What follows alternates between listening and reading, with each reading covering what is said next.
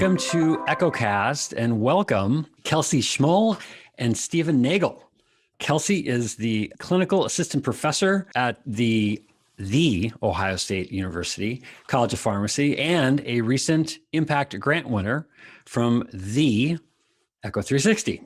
Kelsey is among 40 2022 Echo 360 Impact Innovation Grant recipients who are employing Echo 360 learning technologies to create more equity, engagement, and evidence from inspired learning initiatives.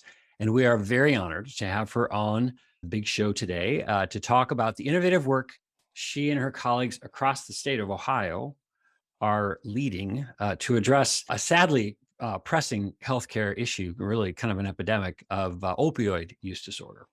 And to specifically share how technology like that of Echo Video is helping to both execute and broaden the impact of their work.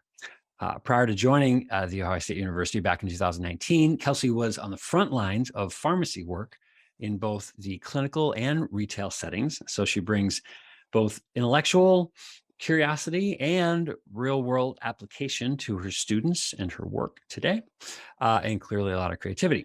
Now, joining Kelsey today is a longtime friend of Echo 360, Stephen Nagel, also from the Ohio State University. He is a senior instructional designer at the College of Pharmacy who helped Kelsey and is helping Kelsey both orchestrate and ensure those aspects of equity, engagement, and evidence cut across all of the work being led by this very cool initiative.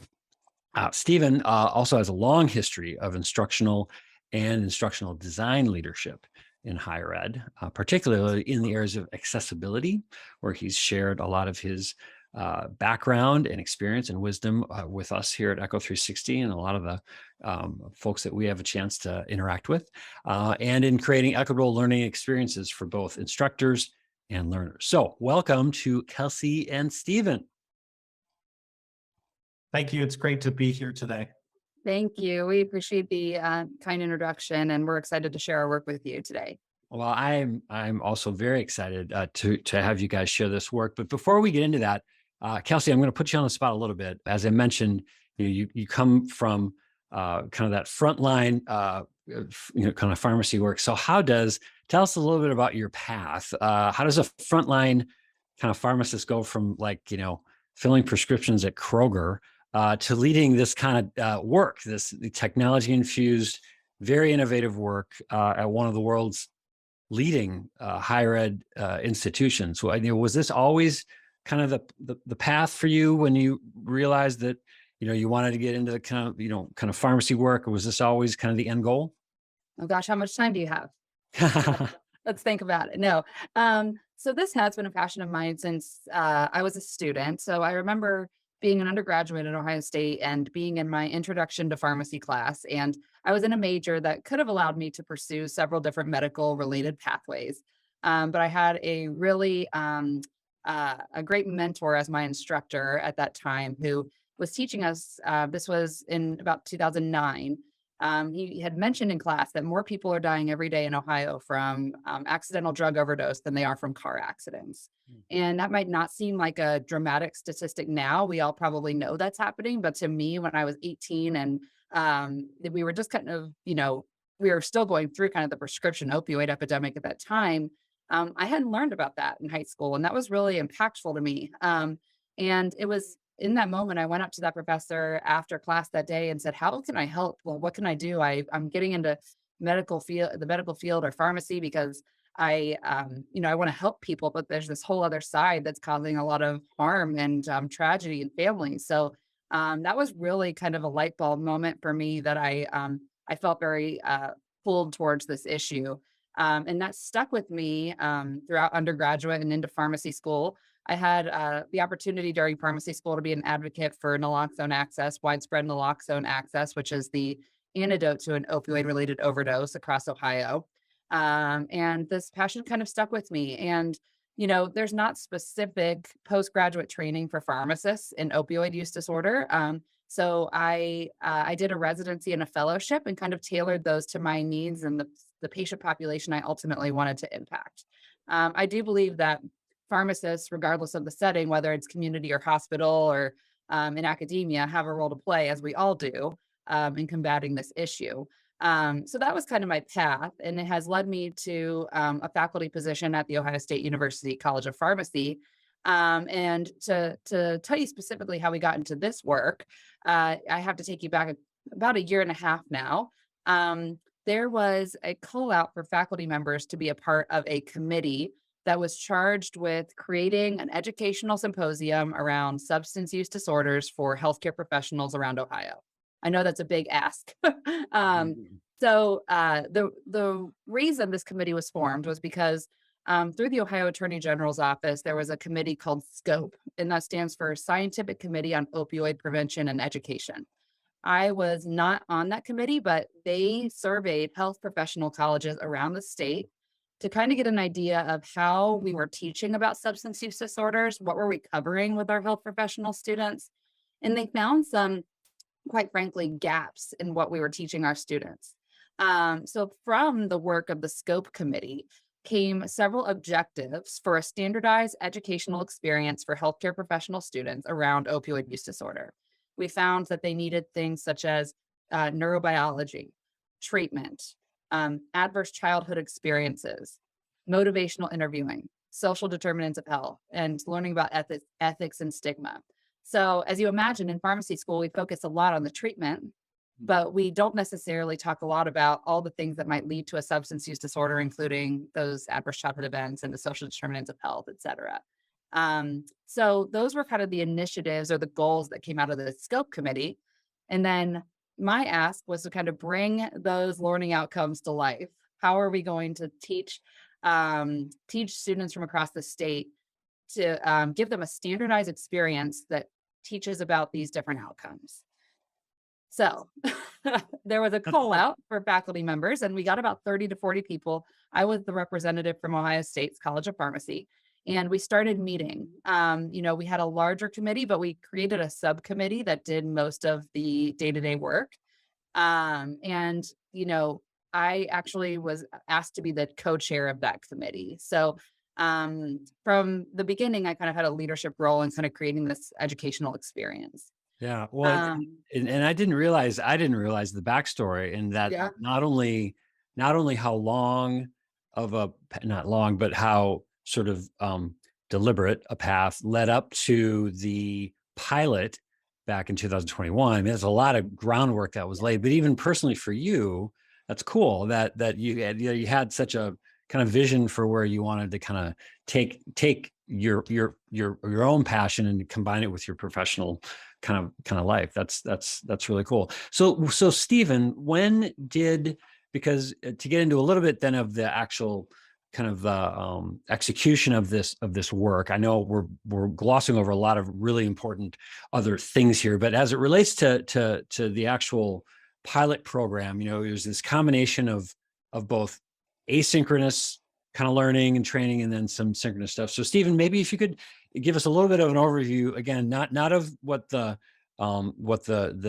this next iteration and the grant that you all just received and what it's going to do, but maybe just how the sort of the base pilot kind of program was constructed from a kind of a mix of both the technology and the live and all that kind of stuff.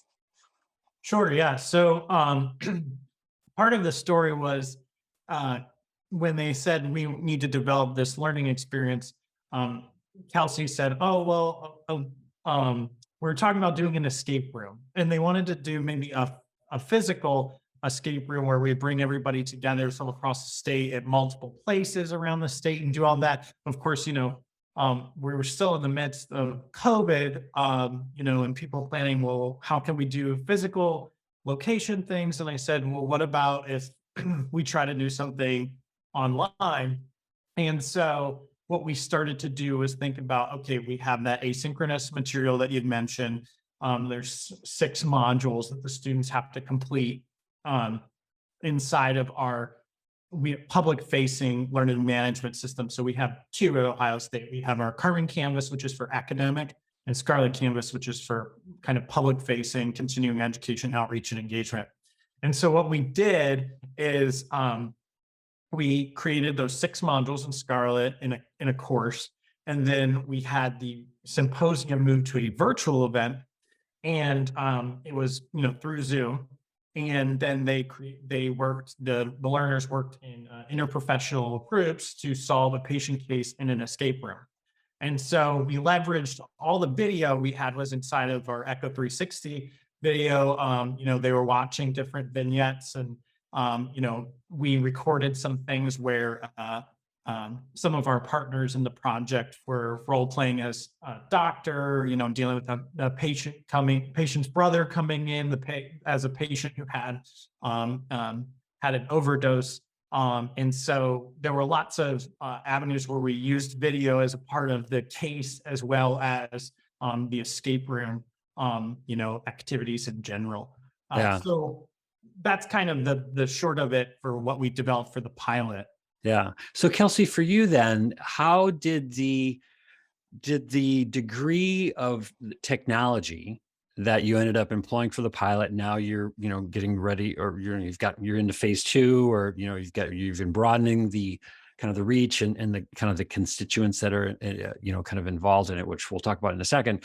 But from what you sort of had in your mind and the goal that you had from, many years back, are you surprised at the role that technology, things like these video modules and all this stuff, are playing? Or is this kind of what you were like, was this part of the mission, or is it taking a different, if you look back on it now, you're like, I can't believe this is how it came out on the other end, but, we're making the progress that we want. Tell us a little bit about that.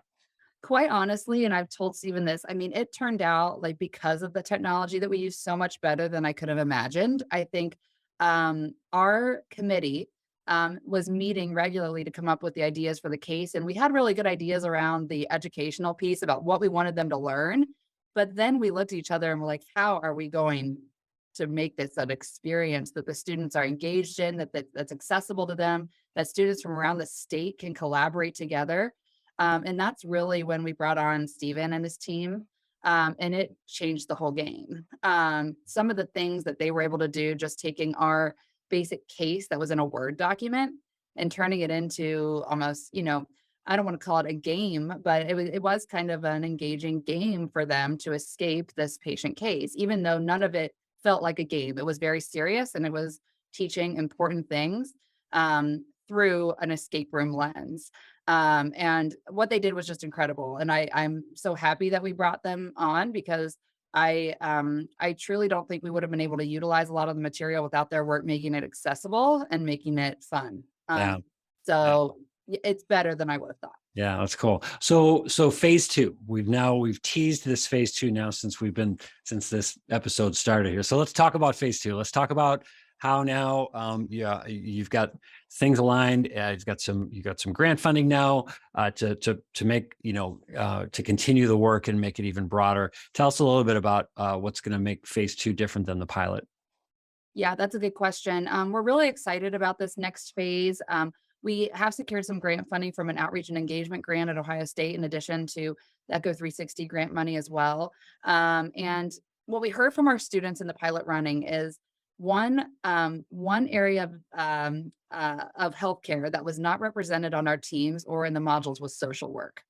So we have been very intentional about adding educational modules around social work, and we have partnered with the College of Social Work on Ohio State's campus to identify somebody who can help us in the creation of that content, which will then open up the activities and the experience to social work students.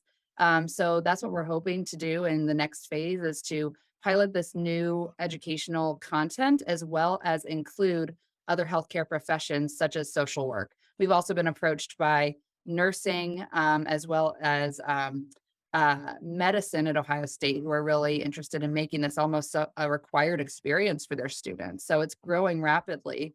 And we sometimes get lost in our Ohio State bubble, but we also have collaborators from around the state who are interested in continuing this and to offer this to professions such as physician's assistants and podiatrists and nurse practitioners and pharmacy students. So we have a really wide range, dentistry students, I forgot.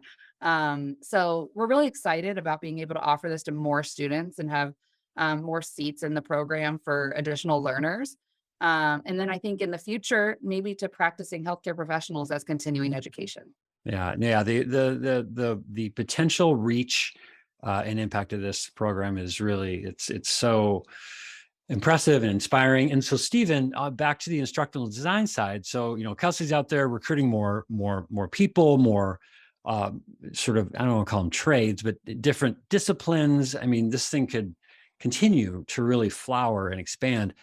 As somebody then who's sort of got that, you kind of have your hands on the dials of the tech, of what the technologies can do, how you can be getting even more out of video and all these different things. How do you, you've been such a leader in areas of things like accessibility and equity. How do you maintain and manage now all of this growth to make sure that everybody's, kind of getting not just an equal experience, but the experience that they need to get to deliver on the mission of the work? Yeah, that's a great question. And yes, as things grow, as you can imagine, more and more enrollees, that means you've got bunches of different people looking at it from different lenses and that sort of thing. And I think the big thing for us is, well, we have expanded my team a bit too, so we can kind of address these different issues, but really making sure that you have a nice kind of quality assurance piece to it all as well.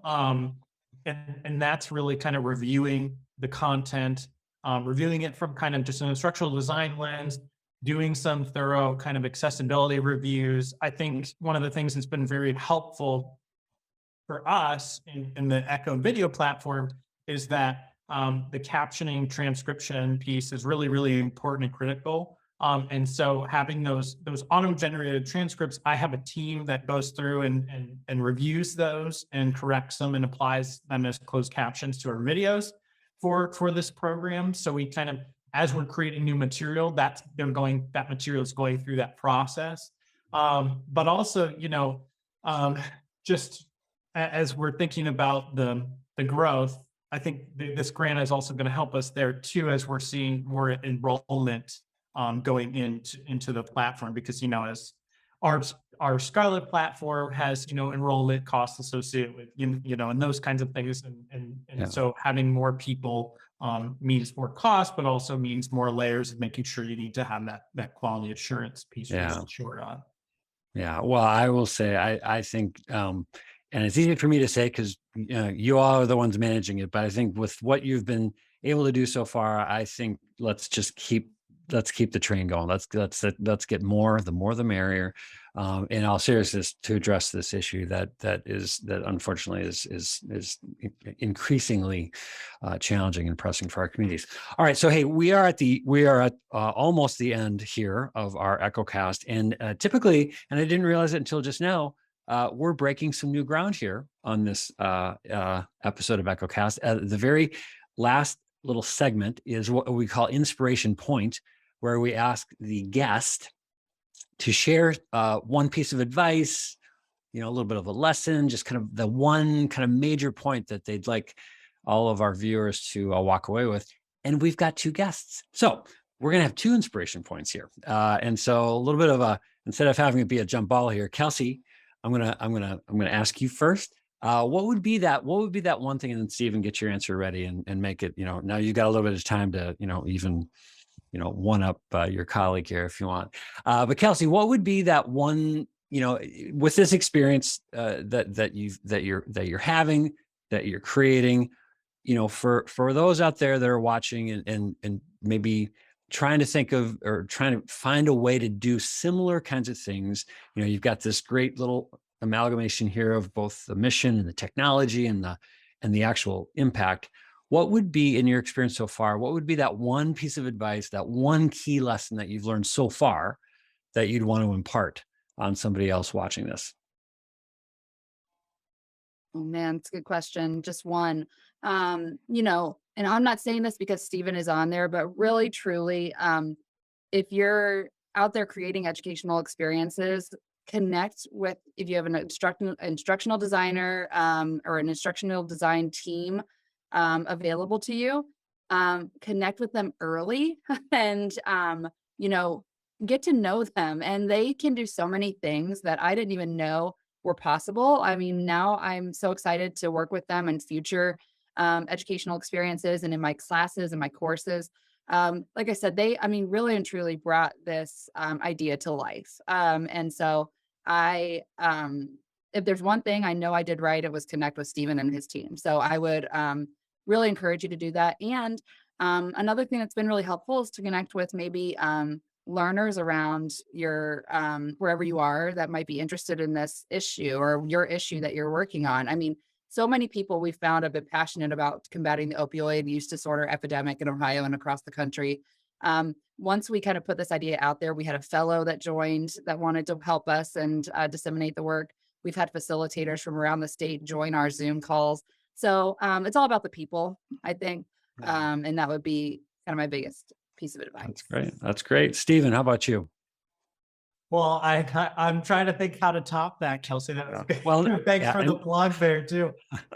So I think, if you're trying to take on a project of this endeavor, I think identifying the stakeholders in this whole project and kind of getting to know them is really important. So let's say you're watching this and you're thinking that you want to develop some kind of program like this. Kelsey had suggested reaching out to instructional designers, but maybe you're an instructional designer or educational technologist or something watching this too, and you're interested in being involved in this. Looking for these kinds of opportunities at your institution or partner institutions, finding that work, and then, showing kind of what you can bring to the table. That'll be a really key part to kind of buying in with those stakeholders. I think a lot of this is also just a plug for project management too, of really being able to understand kind of the scope of the work that you're doing and having some good foundations for really initiating the project, getting that plan underway, having the development and your quality assurance pieces all in order. So I think that's really key to kind of getting involved in something that's, you want to go and see it grow. And I'm really excited about this because I know we had almost 300 students from across the state in the program during our pilot. And we're looking at some pretty potentially large numbers as we're moving into the spring. So this is really exciting for us. Yeah, that's great. Well, Kelsey Schmoll and Stephen Nagel, I want to thank you both for the work that you're leading and the impact that you're making, not only in the state of Ohio, but really, I think it's gonna go well beyond the borders of the Buckeye State. There, Echo 360 is very proud to support your work and can't wait to see phase 2 and 3 and 4 and 5.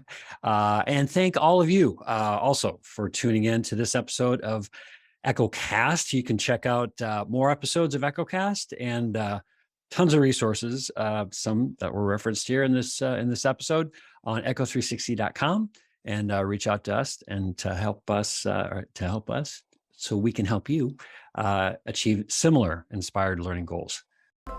Thanks for tuning in to EchoCast. For more information on these and other inspired learning solutions, visit us at echo360.com.